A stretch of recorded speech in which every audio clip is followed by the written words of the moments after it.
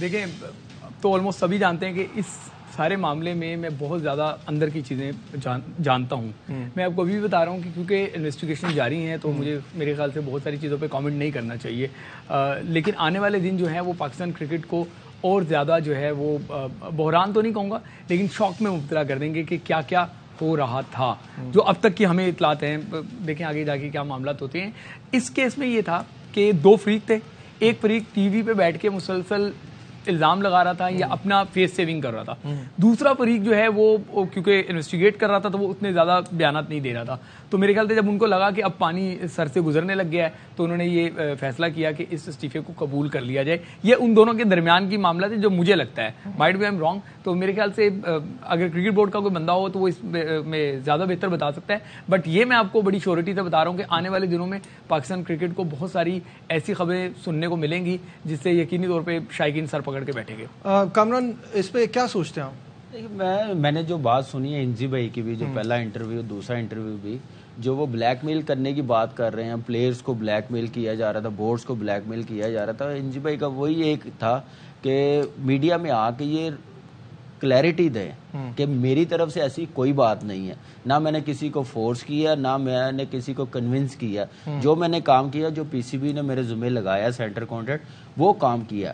اب وہ چیزوں کی طرف آ نہیں رہے تھے اور انجی بھائی جیسے میڈیا پہ آئے ہیں تو پھر وہ کہنا بھی شروع ہو گئے کہ میڈیا پہ جانا نہیں چاہیے, بات نہیں کرنی چاہیے. تو پھر پلیئرز جائے تو جائے کہاں پہ, چاہے وہ چیف سلیکٹر ہو چاہے پلیئرز ہو, وہ اس کی کلیئرٹی کون دے گا؟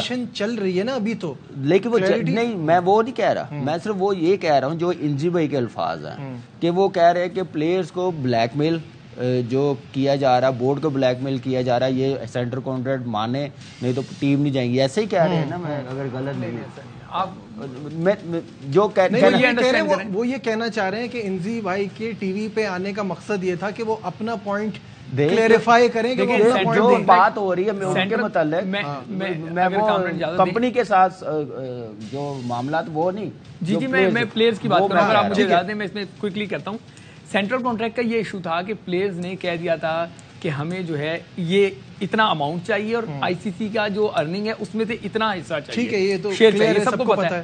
انہوں نے کہا تھا کہ اگر آپ ہماری بات نہیں مانیں گے تو ہم اسپانسر کا لوگو نہیں لگائیں گے, ہم آئی سی سی کی ایکٹیویٹی میں نہیں شامل ہوں گے. یہ ہمیں کرکٹ بورڈ کے ذرائع نے بتایا, ظاہر ہم تو اس میٹنگ میں نہیں تھے. تو اس بات کو کہا جا رہا ہے کہ پلیئرز بلیک میل کر رہے تھے, یہ ان کی طرف سے. میں کرکٹ بورڈ کے ذرائع کی بات بتا رہا ہوں یہ آپ کو.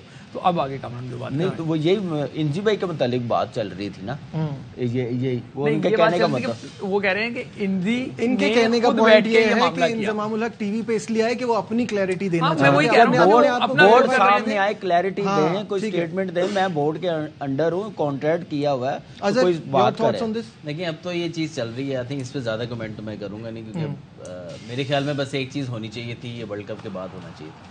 اب موسٹ پروبیبلی جس طرح حالات نظر آ رہے ہیں 11 شاید بہت 11 کے بعد سیمی فائنل میں چانسز اب پاکستان کے کم ہوتے جا رہے ہیں. تو آئی تھنک یہ 11 کو اگر نہیں پہنچ پاتے تو واپس آتے ہیں, تو اس کو ڈیلی بیسس پہ کر کے اس کو ختم کریں, ڈیلی بیسس پہ کر کے اس کو ڈیسیژن کریں. جو پلیئرز انوالو ہیں, یا پلیئرز کی اسٹیٹمنٹ کہیں چاہیے, جو سینٹرل کانٹریکٹ کے بارے میں جو بھی مسائل ہوئے, جس طریقے سے یہ ہوا, پلیئرز کے بھی انپٹ لیں تاکہ ہر چیز کلیئر ہو جائے. باسط بھائی یور تھاٹس آن آل دس جو اب تک ہوا ہے اس کے بارے میں آپ کیا سوچ رہے ہیں؟ باسط بھائی جواب دیں, میں آپ کو بتا دوں کہ دورہ آسٹریلیا سے پہلے, میں اپنی اطلاعات کے مطابق جتنا میں انفارم ہوں, دورہ آسٹریلیا سے پہلے اس کی کنکلوژن آ جائے گی سامنے, آنی بھی چاہیے کیونکہ وہ تو یہ ہے کہ یہ فاسٹ ٹریک پہ ہوگی, دن کم ہے نا. تو اس کے یار دو پوشن ہیں. جو پلیئرز نے جو پیسے مانگے تھے نا, اس کا اس مائنڈ سیٹ کا بندہ دوسرا تھا, دوسرے بندے نے بولا تھا.